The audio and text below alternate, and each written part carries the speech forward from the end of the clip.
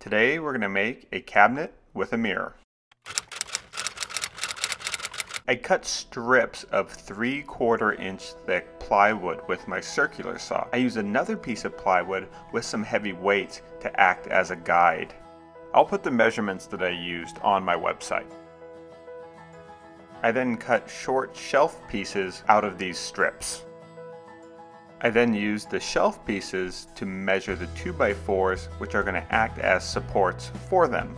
I'm going to make my own hinges for this project, and to do that I'm going to use copper pipe that's stuck into 5/8 diameter holes.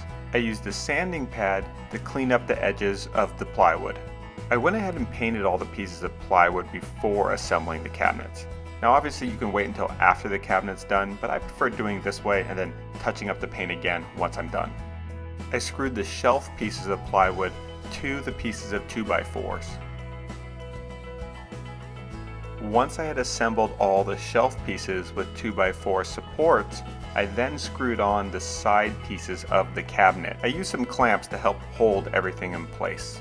I used my tube cutter to cut pieces of 1/2 inch diameter copper pipe that I'm going to use to make the hinge for the cabinet. I used Gorilla Glue to glue the pieces together. Now Gorilla Glue works best when the copper is a little bit damp, so I just wet a paper towel with water and rub that on the ends before gluing them together. I'm going to mount the mirror to a piece of 1/2 inch thick plywood. I'm going to paint the back of it with chalkboard paint so I can write little notes and stuff to myself.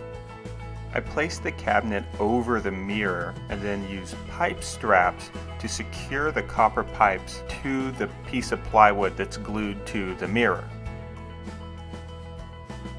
I bent another pipe strap and then screwed it to the backside of the plywood to use as a nice little copper handle for opening the mirror door. I then covered all the heads of the finished screws that I used with a little bit of wood putty.